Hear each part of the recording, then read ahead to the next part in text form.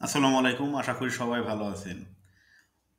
Already ই পাসপোর্টে police verification বাতিল হয়ে গেছে। ই পাসপোর্টে পুলিশ ভেরিফিকেশন বাতিল হওয়াতে নতুন নিয়মে আপনি ই পাসপোর্ট আবেদন করার সময় যে বিষয়গুলো লক্ষ্য রাখবেন, যে নির্দেশনাগুলো আপনাকে মানতে হবে, এটা কিন্তু স্বরাষ্ট্র মন্ত্রণালয় কর্তৃক এবং ই পাসপোর্টের যে অফিসিয়াল সাইটটা আছে সেখানে জানিয়ে দেওয়া হয়েছে। আজকে আপনাদের আমি সেই বিষয়টাই দেখাবো যে পুলিশ ভেরিফিকেশন বাতিল হওয়ার পরে নতুন নিয়মে কিভাবে ই পাসপোর্ট আবেদন করবেন এবং কোন নির্দেশনাগুলো আপনাকে মেনে চলতে হবে। তো চলুন বিস্তারিত ভিডিওতে দেখে নেই। বিস্তারিত ভিডিওতে যাওয়ার আগে আপনাদের কাছে একটা অনুরোধ করব, আপনি যদি এই চ্যানেলে নতুন হন অবশ্যই চ্যানেলটা সাবস্ক্রাইব করতে ভুলবেন না। আর ভিডিওটা ভালো লাগলে অবশ্যই একটা লাইক দিবেন, একটা শেয়ার করবেন। ই পাসপোর্ট ফর্ম পূরণের নির্দেশনা বলি। লাস্ট আপডেট 19শে জানুয়ারি 2025। 1 নম্বরে, ই পাসপোর্টের আবেদনপত্র অনলাইনে পূরণ করা যাবে। 2, ই পাসপোর্ট আবেদনের ক্ষেত্রে কোনো কাগজপত্র সত্যায়ন করা প্রয়োজন হয় না। 3, ই পাসপোর্ট ফরমে কোনো ছবি সংযোজন বা তা সত্যায়নের প্রয়োজন পড়ে না। 4, জাতীয় পরিচয়পত্র অথবা অনলাইন জন্ম নিবন্ধন সনদ, সেটা কিন্তু অবশ্যই বিআরসি ইংলিশ ভার্সন হতে হবে, অনুযায়ী আবেদনপত্র পূরণ করতে হবে। 5, অপ্রাপ্তবয়স্ক যাদের বয়স 18 থেকে কম, আবেদনকারী যারা জাতীয় পরিচয়পত্র পাননি কিংবা নাই, তারা পিতা অথবা মাতার জাতীয় পরিচয়পত্র নম্বর অবশ্যই উল্লেখ করবেন বা উল্লেখ করতে হবে। 6, জাতীয় পরিচয়পত্র অথবা অনলাইন জন্ম নিবন্ধন সনদ নিচের বয়স অনুসারে দাখিল করতে হবে। 6 ক, 18 বছরের নিচে হলে অনলাইন জন্ম নিবন্ধন সনদ। 6 খ, 18 থেকে 20 বছর হলে জাতীয় পরিচয়পত্র অথবা অনলাইন জন্ম নিবন্ধন সনদ। 6 গ, 20 বছরের ঊর্ধ্বে হলে জাতীয় পরিচয়পত্র অবশ্যই লাগবে। তবে বিদেশস্থ বাংলাদেশ মিশন হতে আবেদনের ক্ষেত্রে অনলাইন জন্ম নিবন্ধন সনদ গ্রহণযোগ্য হবে। আপনি যদি বাংলাদেশ থেকে আবেদন করেন 20 বছরের ঊর্ধ্বে হলে অবশ্যই আপনার জাতীয় পরিচয়পত্র লাগবে। আর যদি বিদেশের কোনো মিশন থেকে আবেদন করেন সেক্ষেত্রে আপনার জাতীয় পরিচয়পত্র না থাকলেও হবে, অনলাইন জন্ম নিবন্ধন সনদ দিয়ে আপনারা পাসপোর্ট করতে পারবেন। 7, তারকা চিহ্ন ক্রমিকগুলো অবশ্যই আপনাকে পূরণ করতে হবে। 8, দত্তক অথবা অভিভাবক তথ্য গ্রহণের ক্ষেত্রে পাসপোর্টের আবেদনের সাথে সুরক্ষা সেবা বিভাগ, স্বরাষ্ট্র মন্ত্রণালয় হতে জারিকৃত আদেশ জারি করতে হবে। 9, আবেদন বর্তমান ঠিকানা সংশ্লিষ্ট বিভাগীয় পাসপোর্ট ও ভিসা অফিস অথবা আঞ্চলিক পাসপোর্ট অফিস অথবা বিদেশস্থ বাংলাদেশ মিশনে দাখিল করতে হবে।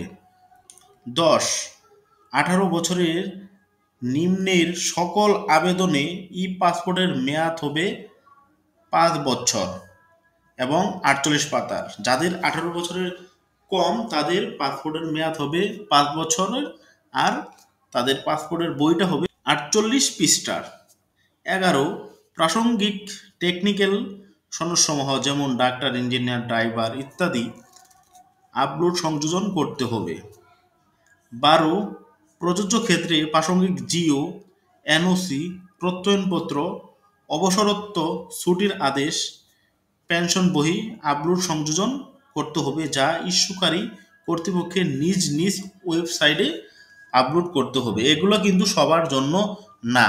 আমি আজকে যে নির্দেশনা বলিটা আপনাদের সঙ্গে শেয়ার করছি সেটা হচ্ছে ই পাসপোর্ট গভ বিডি সাইট থেকে। এখানে সবার জন্যই এই নির্দেশনা বলি। এর মাঝে আপনার যেগুলো প্রয়োজন হবে সেগুলোই আপনি অ্যারেঞ্জ করবেন এবং সেইভাবেই আপনি আবেদন করবেন। সবার ক্ষেত্রে কিন্তু সবগুলো প্রয়োজন হবে না।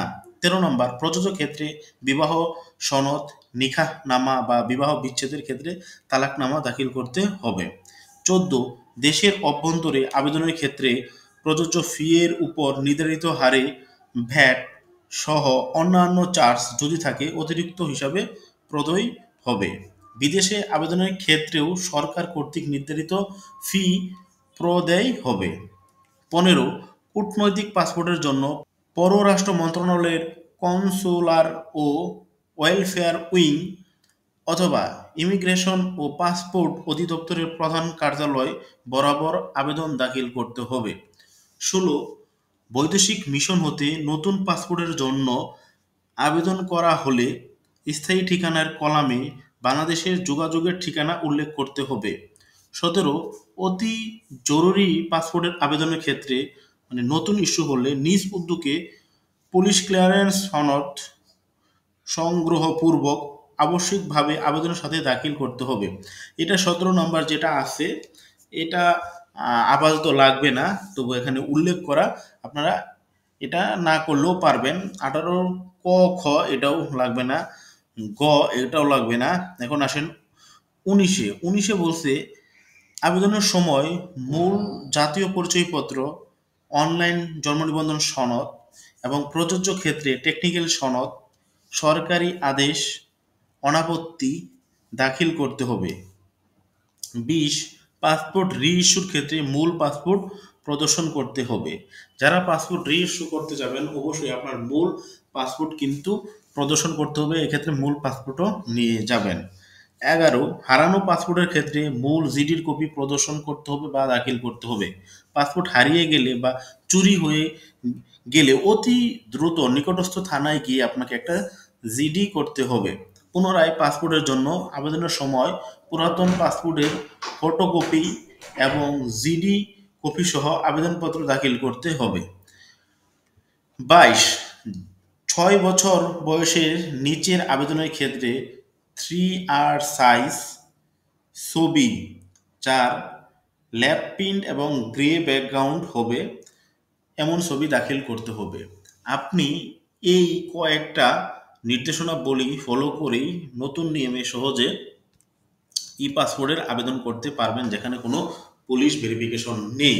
আমি আপনাদের বলেও দিলাম যে কোন কোন জিনিসগুলো লাগবে না আর কোন কোন জিনিসগুলো লাগবে। আশা করি ভিডিওটা বুঝতে পারছেন। যদি ভিডিওটা ভালো লাগে অবশ্যই একটা লাইক করবেন, শেয়ার করবেন।